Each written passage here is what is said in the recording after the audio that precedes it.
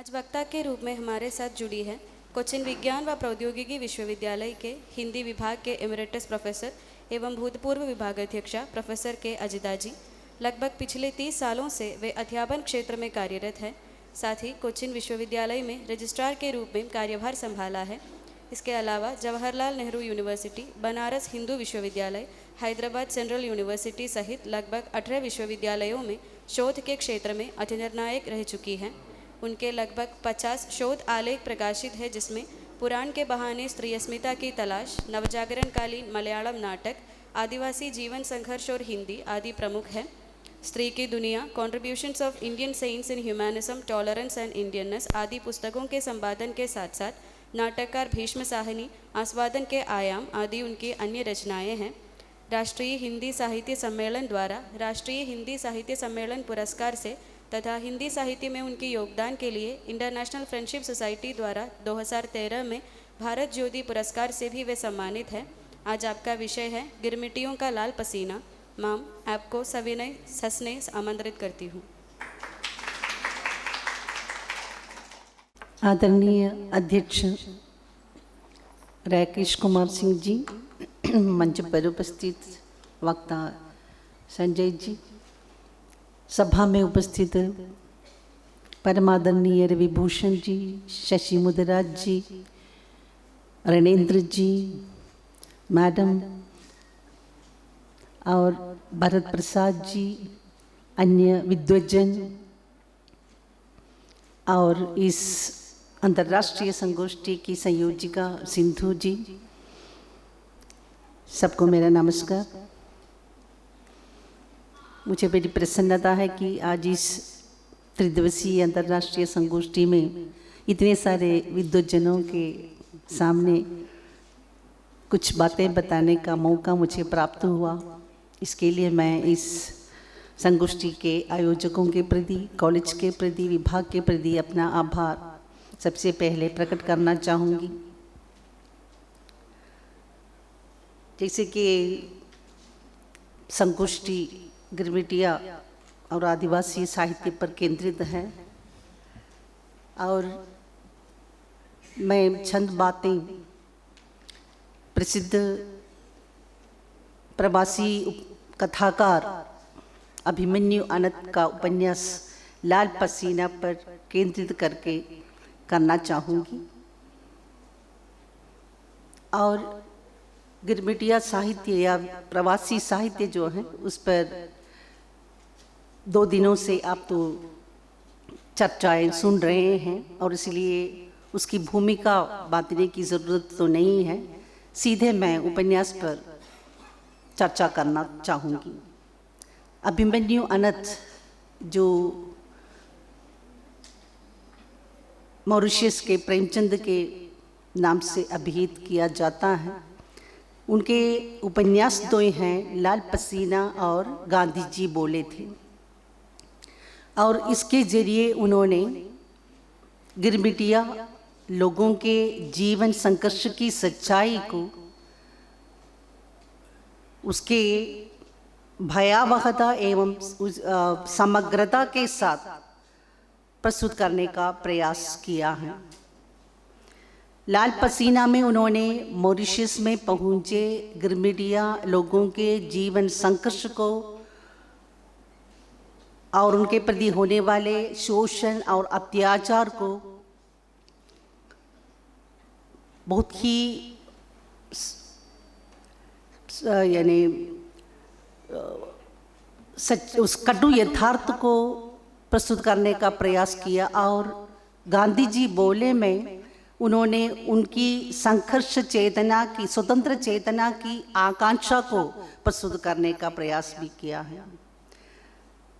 और गिरमिटिया लोग जब भारत से मॉरिशस गए थे तो वहाँ के गौरों से उन्हें बहुत ही यातनाएं भोगनी पड़ी।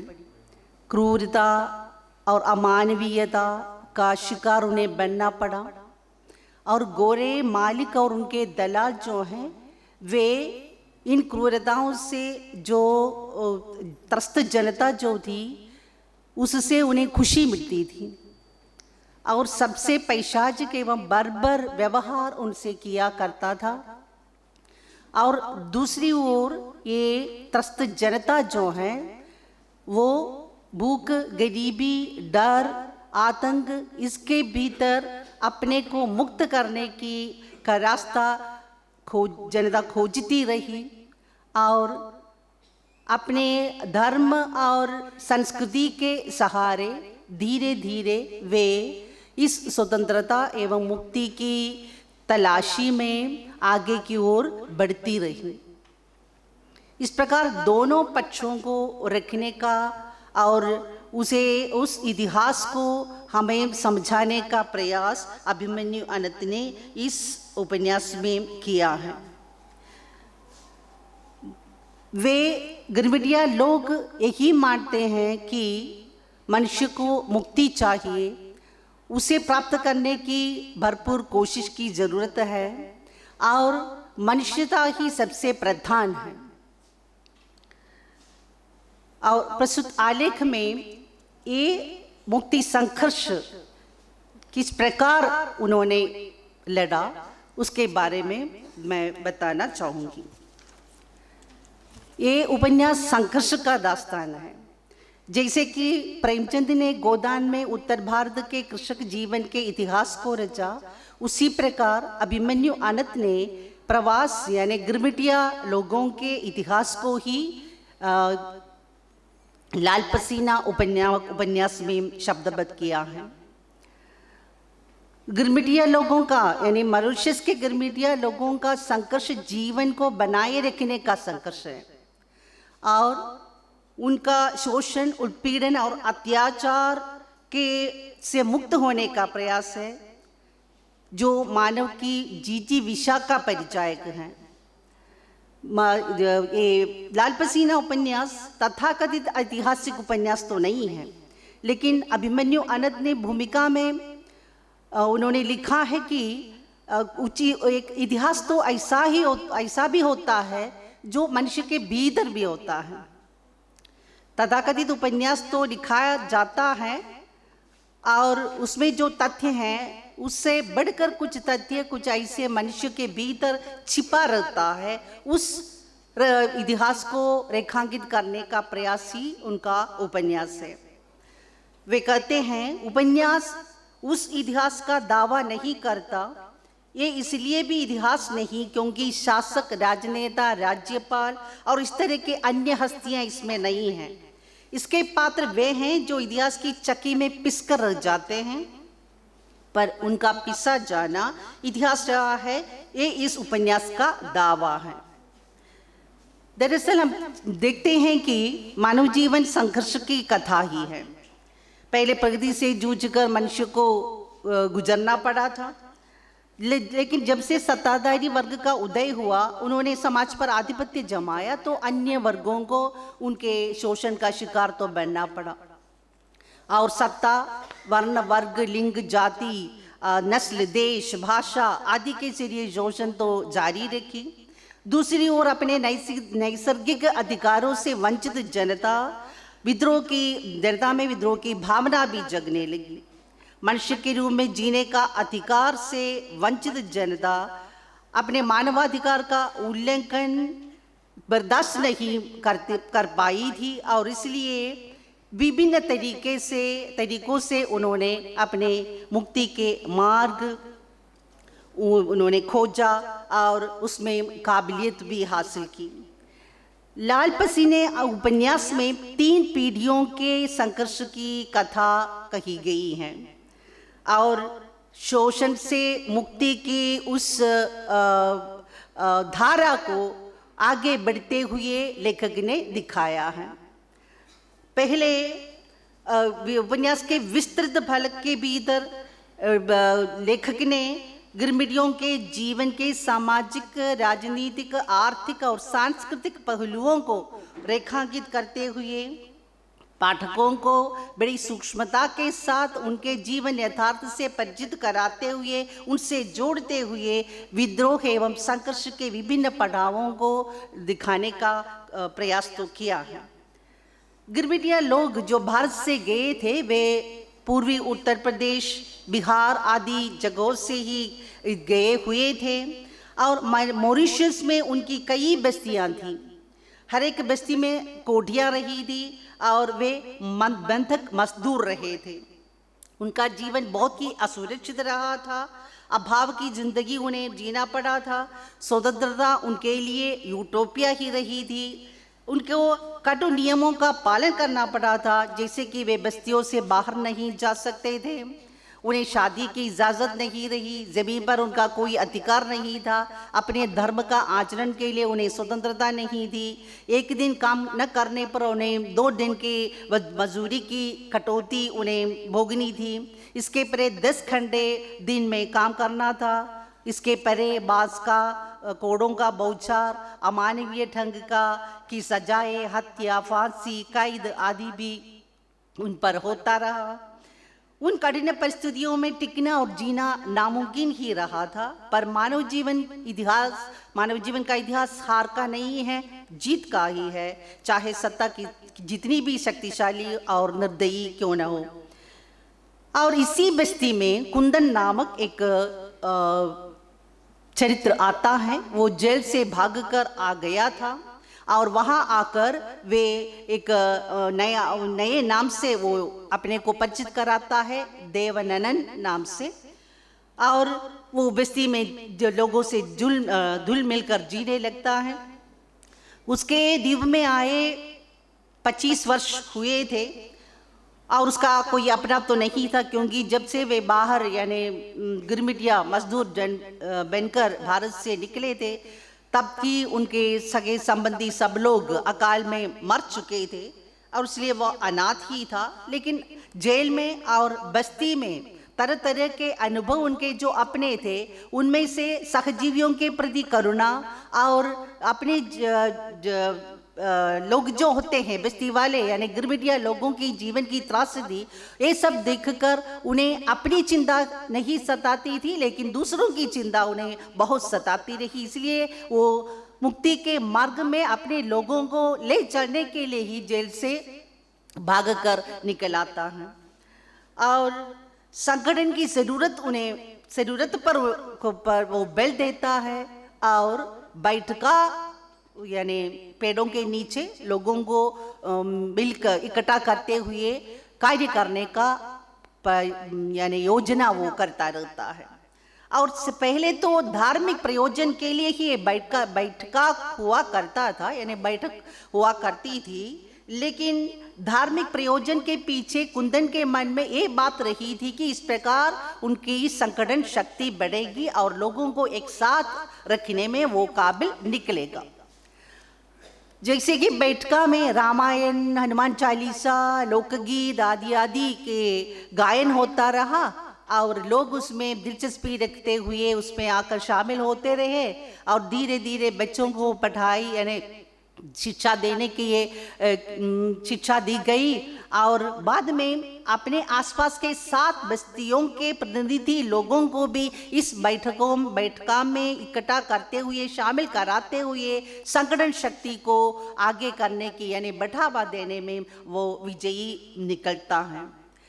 ये गिरमिटिया लोग जो हैं वे जब भारत से गए थे तब उनके पास अपनी गडरी में अपने धार्मिक ग्रंथों को रखना वे नहीं भूले थे, वे भूलते नहीं थे और इसलिए रामायण, हनुमान चालीसा जैसे ग्रंथों को वे अपने साथ लेकर चले थे।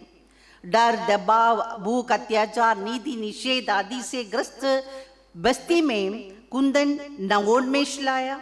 उसकी सक्रियता, ममता एवं करुणा लोगों को जल्दी से उनकी ओर आकर्षित कर लिया।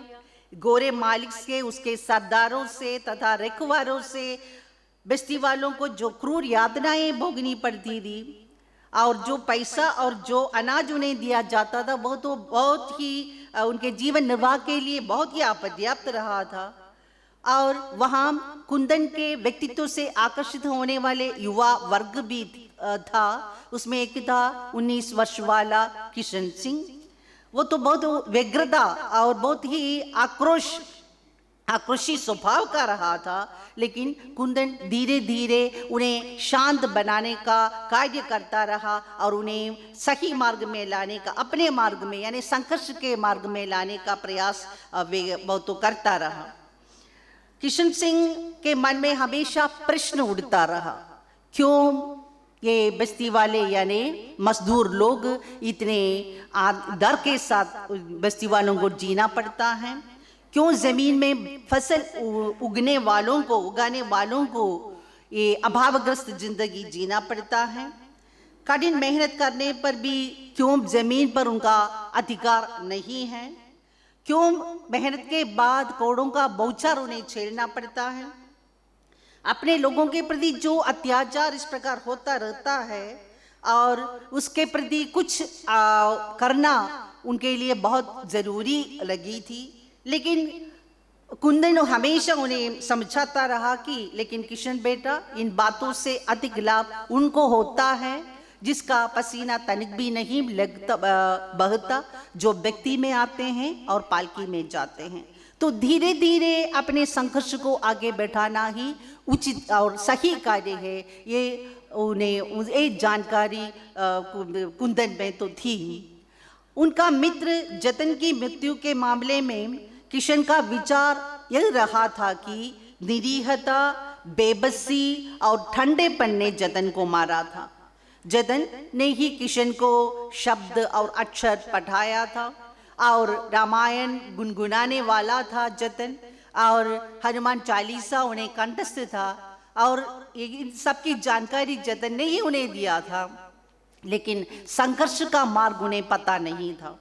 और जब मृत्यु के पहले जतन ने अपनी पुस्तकें जो हैं उसे सौंप दी थी किशन सिंह को, किशन भी उसी रास्ते पर चलकर बच्चों को हिंदी पढ़ाता है और उन्हें कबड्डी का खेल सिखाता है और संघर्ष के मार्ग पे भी कुंदन के साथ आगे बढ़ता रहता है। सांस्कृतिक प्रतिरोध ही सबसे सशक्त प्रतिरोध है। उपन्यास इस तथ्य को आगे हमारे सामने रखता है। गिरमिटिया समाज के लिए अपनी संपत्ति केवल अपनी संस्कृति ही रही थी। बैठका जो होता था उसके पास वाली बस्तियों के लोगों को इकट्ठा करके वे संचित शक्ति का परिचय तो दिया, लेकिन वहाँ सांस्कृतिक कार्य से ही ये प्रक्रिया आगे बढ़ती रहती है। और उनका मित्र देवशरण कहा करता है कि इस देश में सबसे अधिक काम करने वाले तो भारतीय हैं। एक दिन हमारी जाति के हाथ में इस राज्य की बागडोर रहेगा ही। धर्म उनके लिए पूजा पाठ की बात नहीं रही, मुक्ति का उपकरण रहा था। मुसलमान जाति के लोगों को ही उन लोगों ने अपने साथ कर लिया। धर्म परिवर्तन से मिलने वाली छूट को उनसे कोई वास्ता नहीं था, उसका उन्होंने इनकार कर दिया। वे उन्हें आत्मबल के चीज के रूप में, संयम के साधन के रूप में उन्होंने धर्म को मान लिया। संघर्ष करने के लिए लोगों को एक साथ लाने में धर्म ने भूमिका निभाई थी। वास्तव में धर्म उनकी दुर्बलता नहीं था बल्कि शक्ति था। गोरे मालिक ने गिरमिटिया समूह में विखंडन लाने के लिए बहुत तौर तरीके उन्होंने अपनाया। कोड़ों की बौछार से, गोलियों से, अमानवीय सजाओं से, पैशाचिक कर्मों से, बर्बर नीतियों से लोगों को अपने पैरों तले कुचलने वाले अब नए हथकंडों को अपनाने लगा था। सरदार बनाने का प्रलोभन, नेता बनने का प्रलोभन, जाति स्पर्धा को उकसाने का काम करना, धर्म परिवर्तन से मुक्ति का मार्ग दिखाना और अपने वश में इन लोगों को लाने के लिए उन्होंने बहुत सारे प्रयत्न तो किया, लेकिन ये लोग बस्ती वाले उसके राह पर नहीं वश में आने वाले तो नहीं थे। यहाँ तक कि गोरे मालिक ने अपनी पत्नी को बस्ती के गिरमिटिया युवक विवेक के साथ अवैध संबंध रखवाकर उस लड़के को यानी उस युवा को अपने वश में करने का प्रयत्न भी करता है। और लेकिन उनके बीच उनकी ताकत को देखकर उसमें फूट डालना ही उनका लक्ष्य रहा था। आगे काम पर न जाते हुए जब ये लोग अपने बस्ती में ही रहने लगे, यानी मालिक से संबंध को तोड़कर और मालिक की नौकरी न करते हुए जब अपने प्रतिरोध जो है उसे रखने का प्रयत्न किया, तो मालिक के यहाँ से बुलावा आता है और संगठन में जो बल है, इसी के जरिए किशन, कुंदन और 7 बस्ती के प्रतिनिधि लोग मालिक की कोठी में संवाद यानी बातचीत करने के लिए पहुंचते हैं। उन्हें आत्मबल मिलता है और वहां जाकर किशन मालिक से इस प्रकार पूछता है कि हम बैठ सकते हैं।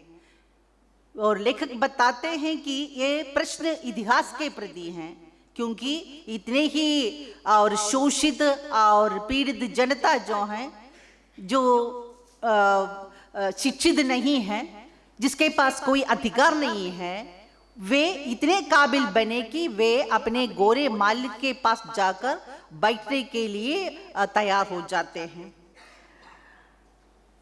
तो उस समय 7 शर्तों अब मालिक के पास सामने तो रखते हैं। पहले गोरे मालिक इसे तो स्वीकार करते हैं और बाद में वे उसे टालते हैं। तो इन लोगों को काम भी नहीं मिलता, काम करने के लिए वे नहीं जाते हैं। तो बहुत ही अभावग्रस्त जिंदगी से उन्हें जीवन से जूझना पड़ता है।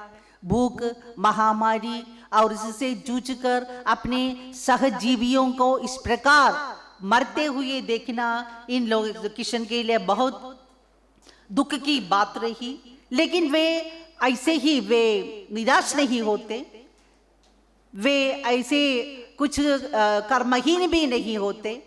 25 युवाओं की मंडली बनाकर वे जंगलों में जाकर फल और कंद इकट्ठा करके घर घर में उसे बांट के और अपने को भूखी रखकर बच्चों के लिए अनाज देते हुए वे सहन से, संयम से अपने संघर्ष को आगे ले जाते हैं। बाद में जब 3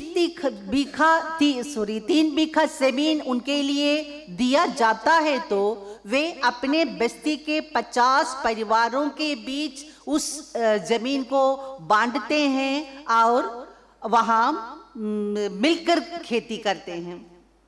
खेती करके फसल उगाकर जब अपने जीवन को कुछ आगे करने की कोशिश में करते हैं, तो उस भूमि को हड़पने के लिए मालिक लोग आ जाते हैं और उस मुठभेड़ में किशन को ये मृत्यु भी हो जाती है। तो लेखक ने किशन सिंह की मृत्यु को इतिहास की मृत्यु कहा है, क्योंकि वहाँ इतिहास, गिरमिटियों का इतिहास नया मोड़ अपनाता है और इसलिए ही इस प्रकार उसे इतिहास की मृत्यु बताई गई है। और उसी दिन जब किशन की मृत्यु हुई थी, उसी दिन जेल से रिहा होकर उनका पुत्र मदन वहां जाता है, जो इस संघर्ष के रास्ते में पिता के साथ, यानी रास्ते संघर्ष करने वाले पिता के उसी रास्ते में उस संघर्ष को लेकर चलना चाहने वाले हैं। वो पहले से ही गुलामी के काम से घृणा करने वाला रहा था। उसमें डर या साहस की कमी तो नहीं थी, ना वो कमजोर भी था, लेकिन वो मालिक के यानी कुत्ते के समान मालिक के क्रूरता और अत्याचार को सहने के लिए तैयार नहीं था और इसलिए उनके गुलाम बनकर काम करना भी नहीं चाह रहा था। लेकिन बीच बीच में उन्हें अपनी माँ की बातें याद आती थी, जैसे कि वो कहा करती थी, अगर मर जाने की डर से हमारे लोग घर पर ही रह जाते तो हमारी जाति का नामो निशान अब मिट गया होता। ये बात मदन को याद आती ही रहती है और इसलिए वो संघर्ष को और आगे ले चलने के लिए विभिन्न तरीकों को अपनाते हैं और साहस के साथ कार्य करने के लिए और आगे आ जाते हैं। अपने पिता द्वारा लिखित सामग्रियों को पढ़कर और कहानियां सुनकर वो स्थितियों को सही पहचान वो स्थितियों की सही पहचान उन पे उनको होता है और गंभीरता के साथ उस संघर्ष को आगे बढ़ाने के लिए भी वो उद्यत होता है। मदन के नेतृत्व में वो संघर्ष आगे नए मोड़ पर चढ़ने लगता है। वकील से मिलना, सरकार के आदमी से बातों को सरकार के आदमी के सामने बातों को रखना और अपने खोए हुए ज़मीन को वापस लाना, ये सब उनके संगठन की शक्ति और संघर्ष की विजय ही हम मान सकते हैं। बस्ती में एक बार प्रत्यक्ष होने वाले स्वामी जी जो हैं वो बस्ती में के लोगों को नैतिक ऊर्जा प्रदान करता है और उसकी हत्या हो जाती है तो लोगों को ऐसे ही एक सदमा एक घटना जो है एक सदमा बन जाती है। और ऐसे ही हमारे भूख यातना, डर और अत्याचार के शिकार अपनी जाति की कारुणिक स्थिति मदन के लिए बहुत असहनीय बन जाती है। और जब भूख के मारे सहजीवियों के और बच्चों के इस प्रकार मरते हुए देखकर मालिक की कोठी से अनाज उठाकर लाने के लिए जाने वाले विवेक की रक्षा के लिए उसके बचाने के लिए मदन मालिक की कोठी में जाता है तो वहां उन पर आक्रमण होता है और उनकी दोनों आंखें नष्ट हो जाती हैं। और फिर भी मदन अपने मुक्त संघर्ष से पीछे हटता नहीं। वो अपनी प्रेमिका मीरा जो है उसके सहारे जीवन को आगे बढ़ाता है। फिर भी बैठकें होती हैं और जुटाव होता है और गायन होता है और होली मनाने की यानी इरादा करता है वे, क्योंकि अपने संस्कृति को रखते हुए यानी उसके जरिए ही लोगों को वे इकट्ठा कर सकते हैं। और होली को उसी बस्ती में ही नहीं दूसरी बस्तियों में और देश के अलग अलग स्थानों में और होली मनाने के उस बात को फैलाते हुए देश में सब कहीं उस आंदोलन को, उस संघर्ष को प्रचार करने की कोशिश भी उनकी ओर से होती है। जीवन को बनाए रखने के संघर्ष में मदन के साथ उस बस्ती की पूरी टोली यानी बस्ती के सभी लोग उसके साथ तो थे। उसमें स्त्रियों की भागीदारी जो है वो भी विचारणीय है। स्त्रीजन जो है उन्होंने मानसिक बल से, सहयोग से, संयम से, सहन से और प्रेम से यानी इस मुक्ति संघर्ष को हमेशा सहयोग देती रही। और रेखा, जीनत, पुष्पा, सोमा, सीता जैसे सशक्त नारी पात्र जो हैं वे इस संघर्ष को आगे बैठाने में अपने मन और तन से काम करती रही। और मदन आगे चलकर उपन्यास के अंत पे आते आते मदन अपने बाप किशन सिंह के मुक्ति संघर्ष को विस्तार देना चाहता है और आगे की बातें वह सोचता है और देश के बैठका में जाकर वह जो होली का आयोजन करना चाहता है और लोगों को इस प्रकार जानकार बनाना चाहता है और संगठन को बहुत ही विस्तृत बनाना चाहता है और सशक्त बनाना चाहता है। संघर्ष के मार्ग पर वो सबको मिलाकर इकट्ठा करके ही आगे बढ़ना चाहता है, जिसके पीछे व्यक्ति का स्वार्थ नहीं समाज का हित ही उभर आता है। स्वतंत्रता और अधिकार की कामना उसे आगे ले चलती है। उपन्यास में किशन सिंह का कथन इस प्रकार है और ही इस उपन्यास हमारे सामने इस ऐसे तथ्य को प्रस्तुत करता है उपन्यास कि आज तक हम छोटे छोटे मुद्दों पर लड़ते रहे। हमारा संघर्ष बस्ती का संघर्ष बनकर रख गया है। जब तक ये संघर्ष पूरे देश का संघर्ष नहीं होता तब तक पार पाना मुश्किल है। कई कोठियों पर अब भी बंधक मजदूर हैं। मेरा प्रयास असफल रहा है। इसका एक मतलब तो नहीं कि इस बढ़ते हुए अनर्थ को मिटाने का दूसरा प्रयास ना हो। तो इस मुक्ति का संघर्ष जो है उसके निरंतरता को ही लेखक हमारे सामने प्रस्तुत करता है। और इस उपन्यास में और उसका अगला भाग जो है गांधी जी बोले में इस स्वतंत्र चेतना को आगे करते हुए और उसमें विजय हासिल करने वाले गिरमिटिया लोगों के उस कथा को उन्होंने रखा है। और प्रस्तुत उपन्यास जो है लाल पसीना, उसके बारे में नोबेल पुरस्कार विजेता वो जामेरी गुस्ताव ने लिखा है कि एक जालिम दुनिया यूरोप में भी लुक छिपकर जमींदारी के उसी सामंती खेल को खेलती रही। अभिमन्यु अनंत का एक श्रेष्ठ उपन्यास हमारे सामने उस खिलौने खेल का पर्दाफाश करता है। लेखक ने 100% इतिहास नहीं कहा है, बल्कि साहसी और धरती के सपूतों की गाथा को हमारे सामने पेश किया है, जिन्होंने इतिहास को एक नया आयाम प्रदान किया है। अभिमन्यु अनंत एक महाकाव्य की यात्रा करवाते हैं। इतना कहते हुए मैं अपने विचारों को यहाँ समाप्त करना चाहूँगी। धन्यवाद, नमस्कार।